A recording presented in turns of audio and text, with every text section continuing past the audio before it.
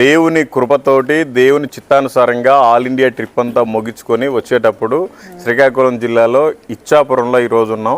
ఒక అద్భుతమైన వీళ్ళందరినీ చూడంగానే చాలా ఆనందం వేసింది. ఎందుకంటే ఈ మధ్య ఎప్పుడు తెలుగు భోజనం తినలేదు, తెలుగు వాళ్ళనే చూడలేదు. అందుకని చాలా బోర్ కొట్టింది. వీళ్ళందరూ చూడంగానే చాలా సంతోషం వేసింది.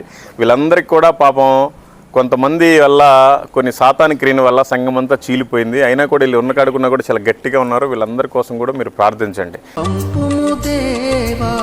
పనివారలను పంటను కోయుటకు నేడు పంటను కోయుటకు